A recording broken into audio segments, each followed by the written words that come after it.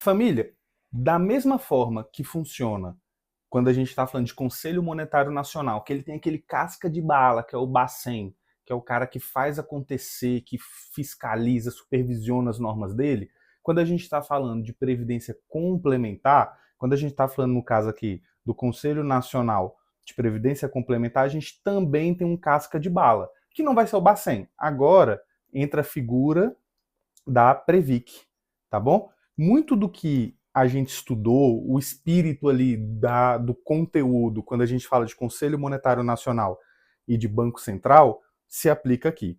De um lado, a gente tem um órgão normativo, beleza? Normativo, e a gente tem, só que nesse caso ele aqui ele também faz a parte do regulamento, tá? E o regulamentar.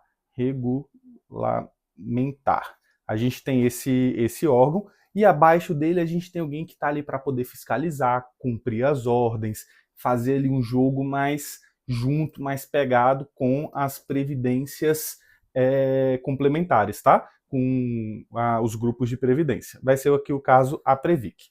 Então, a estrutura do sistema de previdência complementar e a função da Previc, né? A Previc é o órgão responsável pela fiscalização e supervisão dos fundos de pensão e dos planos de previdência complementar no Brasil. Foco nesse aqui, ó, fundos de pensão. Por quê? A Previc, ela vai fiscalizar, ela vai fazer essa supervisão daqueles grupos onde você, para ter acesso, você precisa trabalhar em algum local, tá bom? São fundos de pensão, não é caráter de seguro, é um caráter realmente de um complemento do trabalho onde você já tem, tá bom?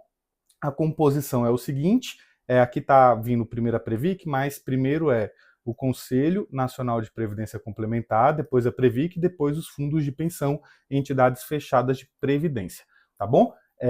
Quais são as competências? A gente já falou, né? Fiscalização das entidades, supervisão, acompanhamento e aplicação de medidas corretivas, de medidas o quê? Administrativas, tá bom?